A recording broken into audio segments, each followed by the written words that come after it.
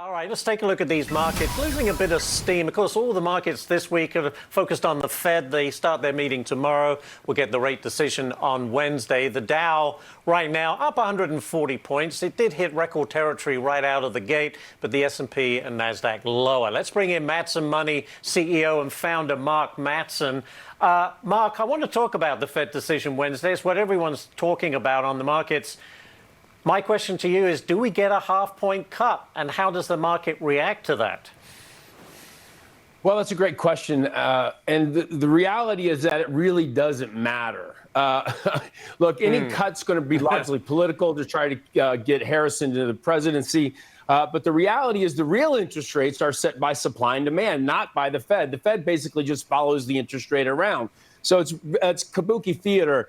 The problem with the Fed is they create inflation, and they create inflation because they're the main thing that the government uses to float debt. So we've got $1 trillion now in interest rates, $1 trillion in interest to pay back every year on payments on the debt, and that causes inflation. Inflation is actually a tax, a regressive tax on the people that can afford it, at least the poor and the middle class.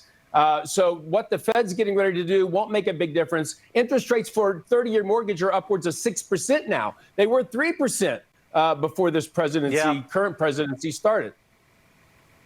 Well, and if you cut 0.5%, doesn't that send out alarm bells that maybe the economy is in much worse shape and the Fed is being forced to do that? Well, they could be. Look, here's what I just wrote a book. Steve took a lot of my talking points. Steve Forbes, he wrote an endorsement for my book, Experiencing the American Dream. And the way I look at this is who is going to be best to save the American dream? The idea that you can have a great job, you can work hard, you can have a family, you can have a home, which most people want as part of their American dream. You can have a nice retirement, you can have children and have a family. And Kamala Harris is taking this country down a disastrous road if she gets in.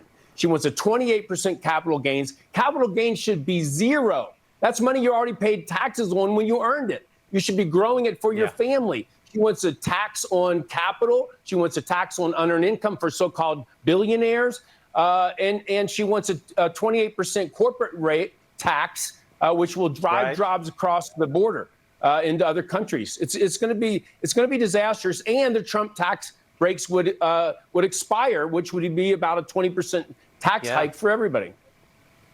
Yeah, they expire next year. I'm sorry, Mike, we're out of time. Lots of news today. But Mark Matson, great stuff. Thank you so much, sir, for being here. I want to get